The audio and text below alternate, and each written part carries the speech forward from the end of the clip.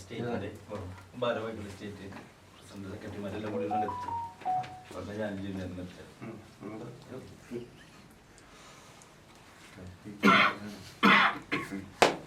804393561.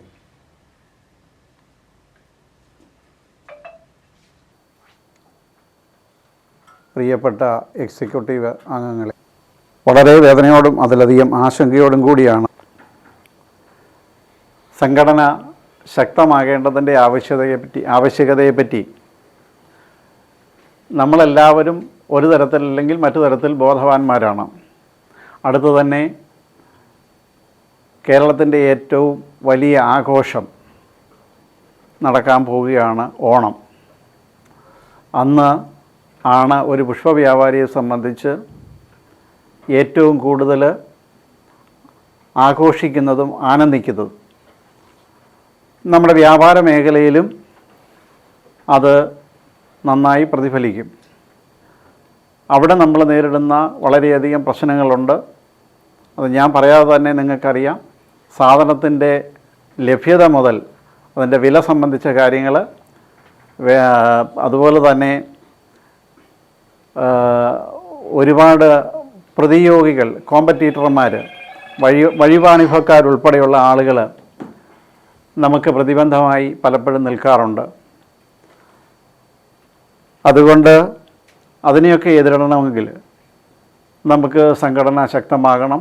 നമ്മൾ ഒരു വ്യക്തി അല്ലെങ്കിൽ രണ്ട് വ്യക്തികൾ കൂടി എന്തെങ്കിലും ഒരു പരാതിയോ പരിഭവമോ പറയുന്നത് പോലല്ല ഒരു സംഘടന പറയുന്നത്.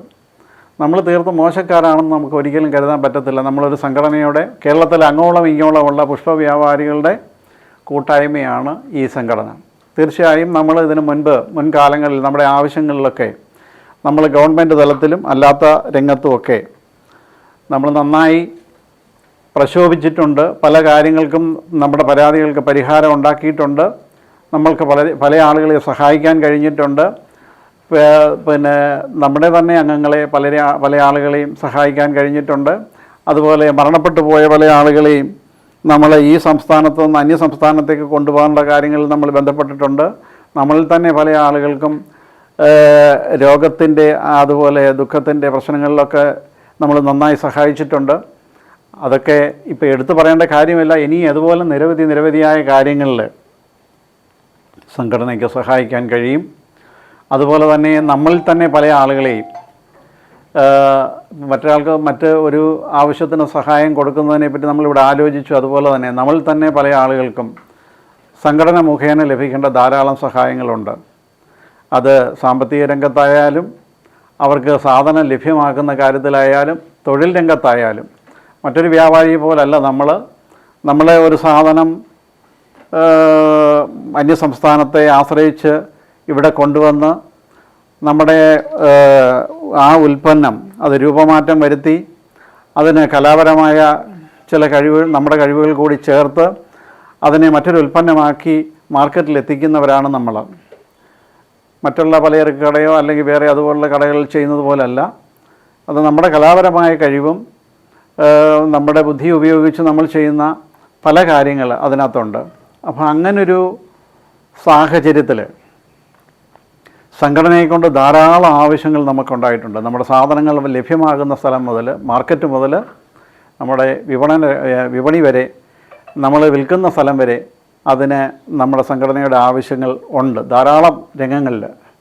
അത് ഞാൻ പറയാതെ തന്നെ നിങ്ങൾക്ക് ഊഹിക്കാവുന്ന കാര്യങ്ങളാണ്.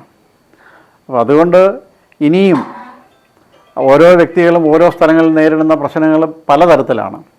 അപ്പോൾ അതെന്തൊക്കെയാണെന്ന് ഇപ്പോൾ ഇതൊരു എക്സിക്യൂട്ടീവാണ്. ഈ എക്സിക്യൂട്ടീവിൽ അവരവരുടെ ആവശ്യങ്ങൾ അവരവർക്ക് ലഭിക്കേണ്ട അവകാശങ്ങൾ അല്ലെങ്കിൽ ആനുകൂല്യങ്ങൾ അല്ലെങ്കിൽ സംഘടന മുഖേന ലഭിക്കേണ്ട സഹായങ്ങൾ എന്തൊക്കെയാണെന്ന് അവർ പറയും എന്ന് ഞാൻ വിചാരിക്കുന്നു.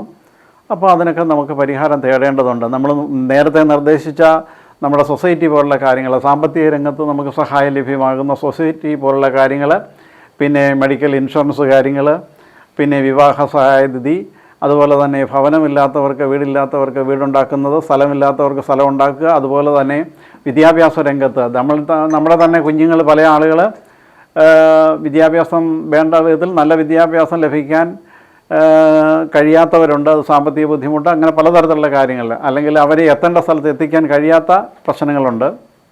അതുപോലെ നല്ല വിദ്യാഭ്യാസം ഉണ്ടായിട്ടും നല്ല ജോലി ലഭിക്കാത്ത ആളുകളുണ്ട്. അങ്ങനെ പലതരത്തിൽ ഒരുപാട് കാര്യങ്ങൾ ചിന്തിച്ചാൽ ധാരാളം കാര്യങ്ങളുണ്ട്. ഞാൻ മാത്രമല്ല, ഇവിടെ നമ്മുടെ ഏറ്റവും പ്രധാനപ്പെട്ട നേതാക്കന്മാർ പല ആളുകളിലൂടെ കൂടിയിട്ടുള്ളതുകൊണ്ട് എല്ലാ ആവശ്യങ്ങളെപ്പറ്റി ഞാൻ പറയുന്നില്ല. അപ്പോൾ ഇത്തരം കാര്യങ്ങളിലൊക്കെ നമുക്ക് ധാരാളം സഹായം സംഘടന മുഖേന ലഭിക്കേണ്ടതുണ്ട്. അതിന് സംഘടനയെ സജ്ജമാക്കണം, അതിന് നമ്മളെല്ലാവരും തയ്യാറാകണം എന്നാണ് എനിക്ക് ഒരിക്കൽ കൂടി അപേക്ഷിക്കാനുള്ളത്, അഭ്യർത്ഥിക്കാനുള്ളത്. ഇത്രയും പറഞ്ഞുകൊണ്ട് ഞാൻ എൻ്റെ വാക്കുകൾ ഉപസംഹരിക്കുകയാണ്.